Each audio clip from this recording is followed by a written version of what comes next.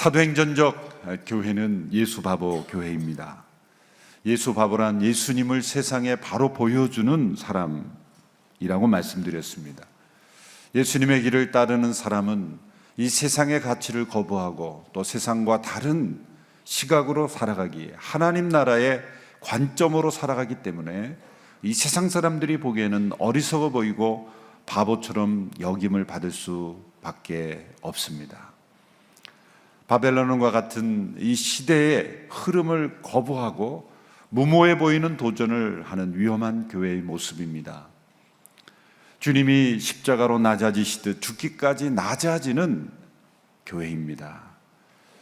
자신의 옛사람을 십자가에 못 박고 주님을 절대적으로 의존하는 연약한 교회의 모습입니다. 이렇게 예수 바보로 살아가는 사람은 작은 예수다라고 말할 수가 있습니다. 교회를 통해서 이 작은 예수들이 재생산되는 것이 교회입니다. 단지 예수님을 모방하고 예수님을 흉내내는 인생 정도가 아니라 예수님께서 우리 안에 살아계셔서 예수께서 우리 안에 재생산되는 역사, 이것이 사도행전 교회의 모습입니다. C.S. 루이스라는 분이 한 말을 우리는 기억할 필요가 있습니다. 교회는 오로지 사람들을 그리스도에게 인도하고 그들을 작은 예수로 만들기 위해 존재한다. 만일 이 일을 하지 않는다면 모든 교회와 성직자, 선교활동과 설교, 심지어 성경까지도 시간 낭비에 불과하다. 하나님께서 사람이 되신 것은 오직 이 목적을 이루기 위한 것이다. 아니, 온 우주가 이것 말고 다른 어떤 목적을 위해 창조되었을까 의심스러울 정도이다. 성경은 온 우주가 그리스도를 위해 창조되었고 만물이 그분 안에서 다 함께 모이게 되어 있다고 말씀한다. 예수 바보는 이 세상에 성육신 하시는 그리스도의 몸입니다. 교회는 성육신적인 공동체입니다. 사도행전의 역사는 예수님께서 하늘로 승천하셨지만 그 예수님께서 마치 이 땅에 계시듯이 사도들을 통해, 교회를 통해서 계속해서 일을 하고 계심을 우리에게 보여주는 것입니다. 예수님께서, 성령님께서 오시기 전에는 직접 일하셨지만 성령님이 오신 이후에는 그 성령 받은 제자들을 통해서, 성령 받은 교회를 통해서 예수님께서 이 세상 속에 계속 일하시는 역사, 그것이 바로 사도행전의 역사입니다. 성령님께서 사도들을 통하여 예수 그리스도의 일을 이루어갈 때 그것이 바로 교회의 모습입니다. 그 교회의 모습은 살아있는 모습입니다. 사도행전의 역사를 보면 이것이 교회이구나 라는 것을 우리에게 보여줍니다. 죽은 교회라는 말은 말 그 자체로 성립되지 않습니다. 교회는 살아있습니다. 교회는 생명이요, 능력이요, 생동감 넘치는, 우리로 하여금 새로운 소망을 갖게 하고 어떠한 상황 속에서도 우리로 하여금 희망을 가지고 걸어가게 하는 하나님의 능력입니다. 이 생동감 있는 교회의 역사가 우리 온누리교회를 통해서 나타날 수 있게 되기를 축원합니다. 오늘 본문에 보면 베드로와 요한을 통해서 예수님께서 어떻게 세상에서 임재하셨는가를 우리에게 보여줍니다. 어느 날 오후 3시, 우리 시간으로 오후 3시 기도 시간에 베드로와 요한이 성전에 기도하러 올라가고 있었습니다. 사도행전 3장에 나타난 베드로와 요한은 예전에 그들의 모습이 아니었습니다. 이들은 오순절 성령의 오심을 경험했고 방언을 말하며 능력을 체험한 덧입은 사람들이었습니다. 베드로는 오순절 성령 강림 직후에 설교를 했죠. 어부 베드로가 설교자 베드로로 변화되었습니다. 성령의 감동은, 성령의 능력은 때로 지적인 변화를 가져오기도 합니다. 베드로가 구약의 요엘서를 인용하며 이 성령의 오심은 요엘서 예언된 예언이 이루어진 것이다. 다윗이 시편 곳곳에서 영원한 생명의 길을 내다보면서 기뻐하였던 그 기쁨의 모습과 동일한 것이다. 구약을 해석하며 지금 일어난 일들을 해석하는 설교자가 된 것이에요. 여러분, 성령의 감동은 감정적인 기쁨만이 아니라 지적인 우리의 영혼의 지혜의 영으로 임하시는 영이 성령의 능력입니다. 우리의 자녀들을 기도할 때 성령의 충만함으로 지혜와 지식의 영역에서도 변화가 일어나게 하옵소서, 그런 기도를 합니다. 사도 베드로가 설교자로 변화되는 그런 체험 뿐만 아니라 그들의 기도가 달라졌습니다. 베드로와 요한이 유대인들의 습관대로 지금 성전에 기도하러 올라가지만 예전에 습관적으로 형식적으로 중언부언하는 그런 기도가 아니라 그들의 기도가 틀림없이 변화되었을 것입니다. 그들의 기도는 성령 안에서 기도하는 기도로 변화되었습니다. 여러분, 성령 안에서 기도하는 기도는 무엇이 변화됩니까? 그것은 예수님의 임재를 체험하게 하는 기도가 되는 것이죠. 부활 승천하신 그 예수님이 지금 내가 너희와 함께하리라 하신 그 약속대로 실제 우리와 함께 존재하시는, 임재하시는, 우리가 바라볼 수 있는 그 예수님으로 뚜렷하게 바라볼 수 있게 하는 그 기도가 성령 안에서 드려지는 기도입니다. 성령 안에서 기도하면 예수님이 내 앞에 계시는 예수님이세요. 나와 함께 하시고 내 손을 붙잡아 주시고 나와 대화하시는 예수님, 저 하늘에 있어서 내가 무슨 말을 하는지 내가 소리를 질러도 알아듣지 못하는 막연한 신이 아니라 지금 나와 함께 하시고 동행하시고 나와 대화하시고 나의 마음에 반응하시고 나의 신음에도 응답하시는, 살아 임재하시는 예수님, 그 예수님을 주목하게 하는 기도로 변화되는 거예요. 성령 체험이 우리에게 가져다주는 축복은 기도가 변화되게 하는 거예요. 여러분, 나의 기도가 변화되게 하옵소서, 그런 기도를 우리가 할 수 있어야 된다고 생각합니다. 형식적이고 의식적인 기도가 아니라 성령 안에서 예수님의 임재를 체험하는 그런 기도가 되게 하여 주시옵소서. 시몬 메이유라는 프랑스의 한 기도자는 기도란 한마디로 이목 집중의 상태에 이르는 것이다. 예수님께 완전히 집중하여 주목하는 상태에 이르게 되는 것, 그것을 참된 기도라고 말했습니다. 여러분이 성령 안에서 기도하는 자에게는 언제나 하나님은 기적을 예비하십니다. 우리 항조 목사님이 이 본문으로 설교하면서 이런 멘트를 하셨습니다. 기도는 기적을 준비합니다. 기도는 기적을 잉태합니다. 기도는 기적을 낳습니다. 기적을 바라는 사람에게는 기적이 없습니다. 그러나 그리스도를 바라보는 사람에게는 기적이 생깁니다. 하영조 목사님이 설교집에 보면 얼마나 감동적인 내용인지 모릅니다. 성령 안에서 기도하는 사람에게는 늘 기적 같은 일이 따라온다는 거예요. 지금 성전에 기도하러 가는 베드로와 요한, 다른 사람이 볼 때는 그저 유대인들이 습관적으로 기도하는 그런 습관들 따라 기도하는 것 보였지만 그들은 그렇지 않았습니다. 그들은 성령 안에 기도하는 사람으로 변화되었고 성령 안에 기도하는 사람에게는 이 기적 같은 일이 기다리고 있었다는 거예요. 여러분, 이 기적은 어디서부터 생겨났습니까? 베드로와 요한이 평소에 주목하지 않았던 그 상황, 평소에 주목하지 않았던 사람을 주목하는 것으로부터 시작되었습니다. 평소처럼 베드로와 요한은 성전으로 기도하러 올라가고 있었습니다. 이방인의 뜰로부터 여인의 뜰로 인도하는 그 아름다운 문으로 여겨지는, 그리스에서 가져온 노수로 만든 23m 이르는 거대한 문, 그 웅장함과 아름다움의 이름을 미문이라, 아름다운 문이라 이름을 붙일 정도였습니다. 바로 그 아름다운 문 앞에 아름답지 못한 한 거린이 구걸하고 있었습니다. 날마다 그는 사람들에게 들려와 그곳에 앉혀 있었던 사람이었습니다. 스스로 걸을 수도 없고 날 때부터 걷지 못했던 사람이었습니다. 심각한 장애를 가졌고 그는 다른 사람의 도움이 없으면 살아갈 수 없는 그런 인생이었습니다. 그 아름다운 성전의 문과 그 아름답지 못한 그러한 상황에 있는 그 상황에 사람은 대조되는 것과 같습니다. 베드로와 요한은 예전 같으면 그 사람을 그냥 지나치고 말았을 것입니다.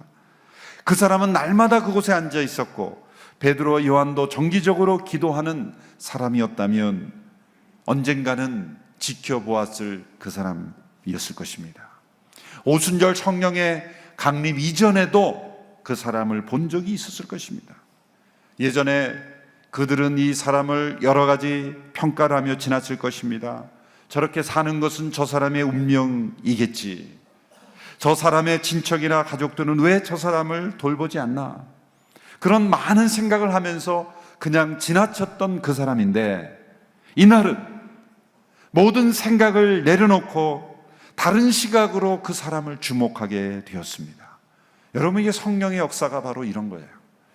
성령이 내 안에 임하시고 역사하시면 평소에 똑같이 보았지만 주목하지 않았던 상황, 주목하지 않았던 사람을 주목하게 되는 거예요. 왠지 마음에 끌립니다. 내 시선이 그리로 향하게 됩니다.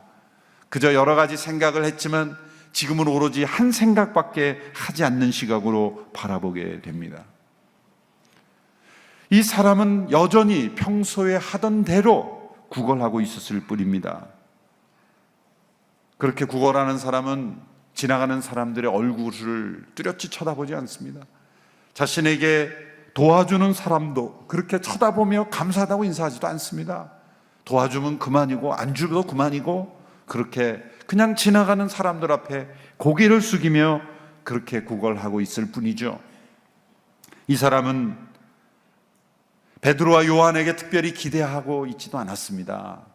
베드로와 요한은 우리에게 무엇인가를 줄 수 있겠지, 나에게 무슨가를 줄 수 있겠지라는 생각도 하지 않았죠. 그래서 그들을 쳐다보지도 않았습니다. 바로 그때 베드로와 요한이 이 사람을 주목하게 되었고 그를 향해 이렇게 말합니다. 우리를 보시오, 우리를 보시오 라고 말한 것은 그 사람이 베드로와 요한을 쳐다보지도 않고 있었다는 거예요. 그저 고개를 숙이고 지나가는 한 사람들 중에 한 사람으로, 그저 도와주면 도와주는 거고 도와주지 않으면 도와주지 않는 그런 사람으로 밖에 생각하지 않았죠. 주목할 이유가 없는 거죠. 베드로와 요한이 말합니다. 우리를 보시오. 그때 이 사람이 베드로와 요한을 보게 되죠. 우리를 보라고 하는 말은 틀림없이 무엇인가를 주려고 하는 말이겠지요. 무엇인가 줄 마음이 없는 사람에게 그런 사람들이 우리를 보라 이런 말 하겠습니까? 당연히 이 사람은 기대하고 쳐다봅니다. 뭔가 주려고 하나? 그가 기대한 것은 돈 한 푼일 것입니다. 경험상 많은 돈을 주고 가진 않을 터이고 한두 마디 동정하면서 돈 한 푼 주고 갈 것으로 기대했을 것입니다. 그때 베드로와 요한이 이렇게 말합니다. 3장 6절의 말씀을 우리 같이 한 목소리로 함께 읽겠습니다. 시작. 베드로가 은과 금은 내게 없으나 내게 있는 것을 당신에게 주겠소. 나사렛 예수의 이름으로 일어나 걸으시오 라고 말하고 라고 했습니다. 은과 금은 내게 없으나, 이 은이 먼저 나온 것은 그 당시에도 은이 더 가치 있는 그런 금속으로 여겨졌다는 걸 알 수가 있죠. 은과 금은 내게 없으나, 이 말이 이 사람에게 딱 들릴 때 이 사람은 얼마나 실망했을까. 그렇죠. 이 사람이 기대한 건 은과 금인데 은과 금은 내게 없으나 거기까지 들었을 때 숨이 콱 막혔을 거예요. 아니, 이 사람이 나를 놀리나? 은과 금을 없으면 나를 왜 보라 그래? 라고 생각하면서 순간 실망감이 그 사람에게 임했을 것입니다. 그 다음 날은 말은 믿어지지 않는 말이었어요. 내게 있는 것을 당신에게 주겠소. 나사렛 예수 그리스도 이름으로 일어나 걸으시오. 내게 있는 것, 그 예수 그리스도의 이름으로 일어나 걸으시오. 이 사람은 믿지 못했을 겁니다. 나사렛 예수의 이름이 무슨 의미를 가지는지도 알지 못했고, 태어나서 한 번도 걸어본 적이 없는 이 사람에게 걸으라 라고 말하는 이 사람들이 얼마나 무모해 보이는가, 얼마나 말도 안 되는 말인가 생각하며 그는 꿈쩍도 하지 않았을 것입니다. 베드로에게 은과 금이 없는 건 당연했죠. 그러나 그들에게는 은과 금이 있는 사람과 비교할 수 없는 능력으로 충만했습니다. 그것은 하나님의 능력입니다. 천지를 창조하신 삼위일체 하나님의 능력입니다. 연약한 이를 보고 그냥 지나칠 수 없는 하나님의 사랑의 능력입니다. 예수님께서 이 땅에 임재하심으로 인해서 행하셨던 일, 행하실 수밖에 없는 일을 하고자 하는 그러한 욕구, 그러한 소욕이 일어난 것이죠. 베드로는 말로만 듣고는 일어날 수 없는, 그 말을 믿을 수 없는, 예수님의 이름의 능력을 한 번도 체험하지 못했던 이 믿음도 없이 그저 당황하고 있을 뿐인 이 사람의 손을 잡아 일으킵니다. 오늘 보면 7절 8절의 말씀을 보십시오. 같이 읽습니다. 시작. 그의 오른손을 잡아 일으키니 그의 발과 발목이 곧 힘을 얻어 뛰어서서 걷기 시작했습니다. 그는 걷기도 하고 뛰기도 하며 하나님을 찬미하면서 그들과 함께 성전으로 들어갔습니다. 그는 말만 듣고는 일어날 수 없는 사람이, 믿음도 없어요. 그게 무슨 말인지도 모릅니다. 그러니 베드로가 잡아 일으킨 거예요. 믿음의 행동이죠. 말은 했지만 베드로 자신이 믿지 않았다면 잡아 일으켰겠습니까? 안 일어나면 어떡할 거예요? 안 일어날 일이 없다라는 것을 믿었기에 그는 잡아 일으킨 거예요. 베드로의 마음속에 성령님께서 살아계신 예수님의 임재하심으로 그의 손이 뻗쳐졌지만 그것은 사실 예수님의 손과 다름이 없는 손이었기 때문에 그는 의심할 수가 없었죠. 그 충만한 가운데 살아계신 예수님께서 그를 통해 일하시는 일이기 때문에 그는 담대하게 손을 뻗었고 그의 손을 잡았고 일으켰던 것입니다. 그것은 예수님의 손이었기 때문이죠. 베드로가 그에게 주는 건 예수 그리스도의 이름의 능력이라 그랬습니다. 예수님의 이름, 예수님의 이름을 준다는 게 무슨 뜻일까요? 우리가 누군가에게 나는 내게 있는 예수의 이름을 너에게 준다라고 할 때 그 이름을 준다라는 게 어떤 의미가 있을까요?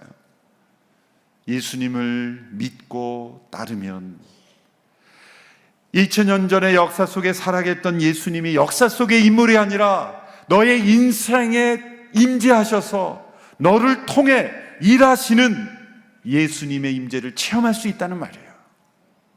지금 베드로가 손을 잡아 일으켰지만 그것은 베드로의 능력이 아니라 그 베드로 안에 성령 안에서 임재하신 예수님의 손이었습니다. 예수님께서 우리를 통해서 이 역사 속에 임재하셔서 역사하신다는 것을 보여준다는 것입니다.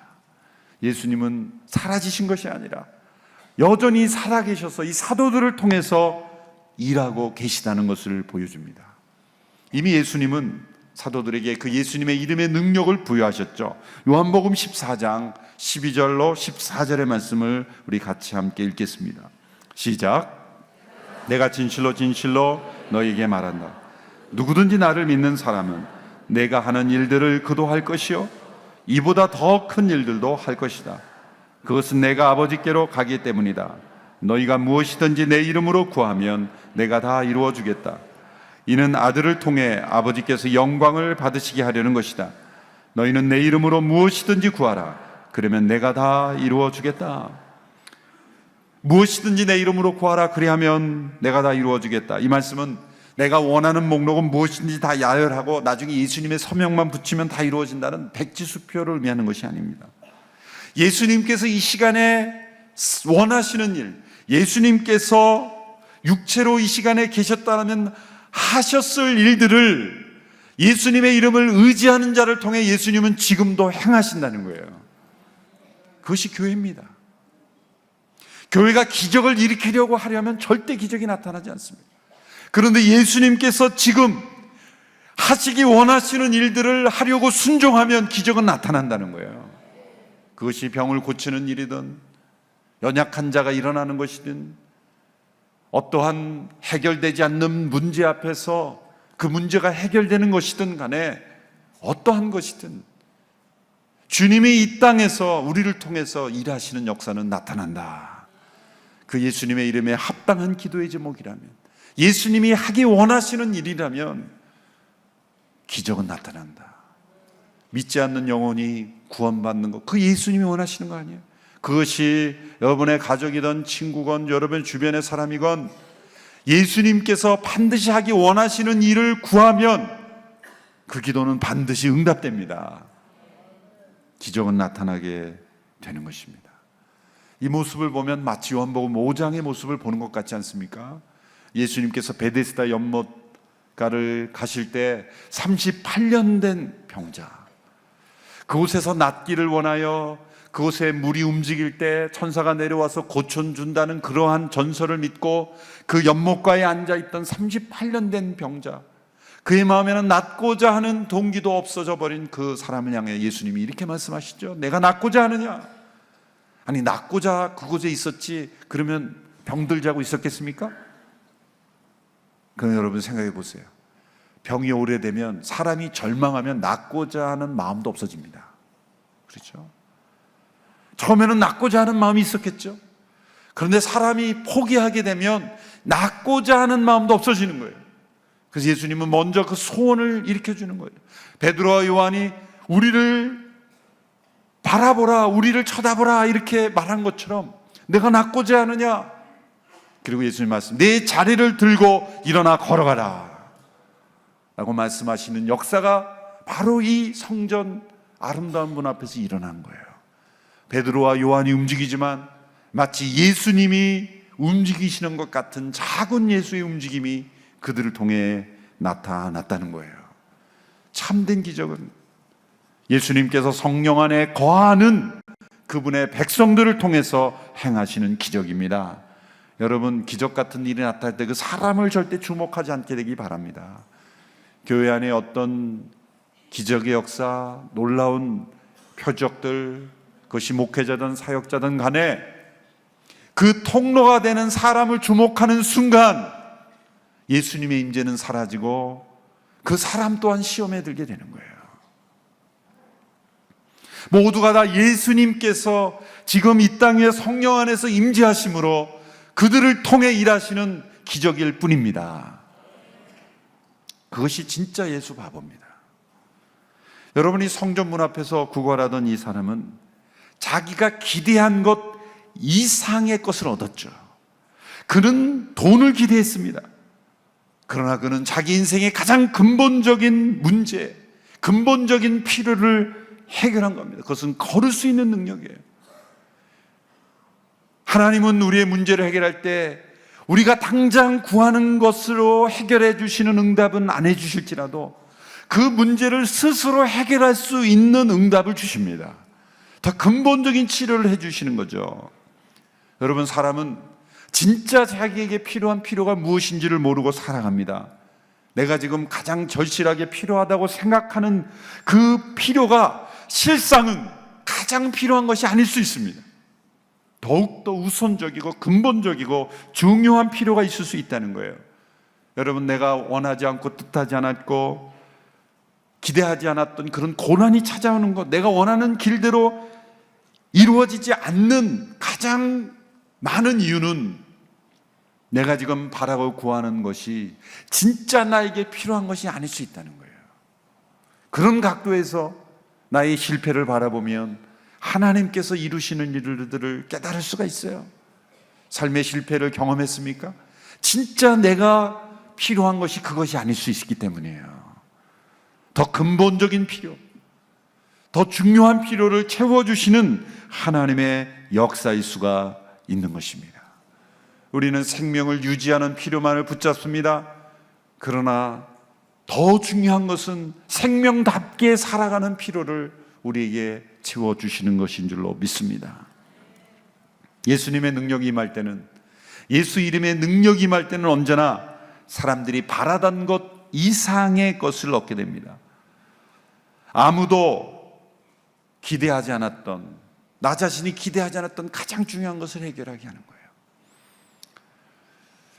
어느 책을 보는데 이런 청년의 이야기를 읽었습니다.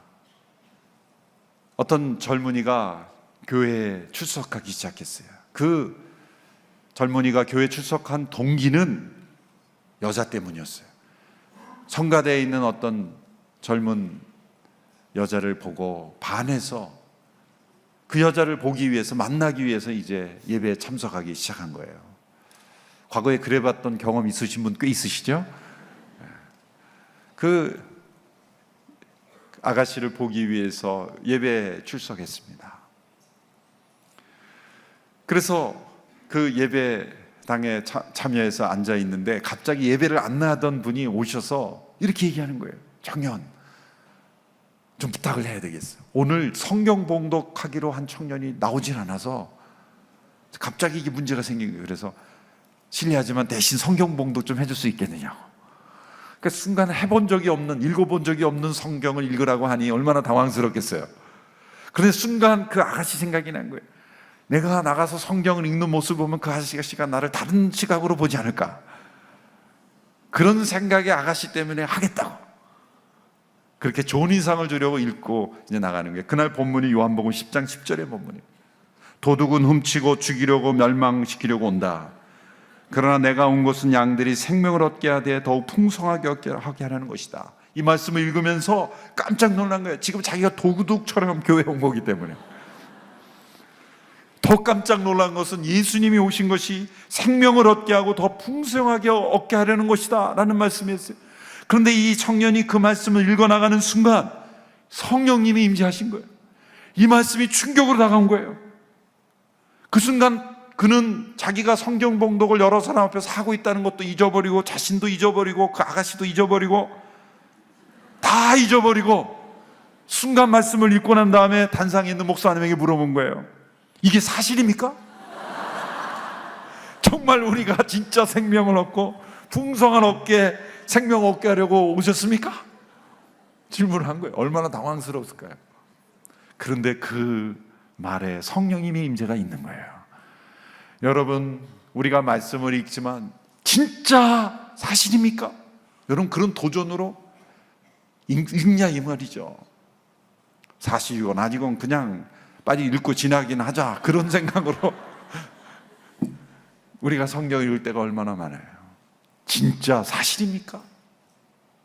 그 말에 모두가 다 이 말씀의 임재, 생명의 그 임재하심을 경험했다는 거예요.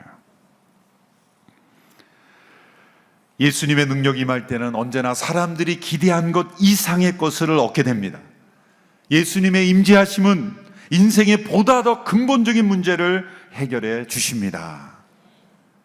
성전문 앞에서 구걸하던 사람은 돈 한 푼을 기대했지만 예수님은 그에게 사도들을 통해 생명의 능력을 그에게 공급해 주신 것입니다.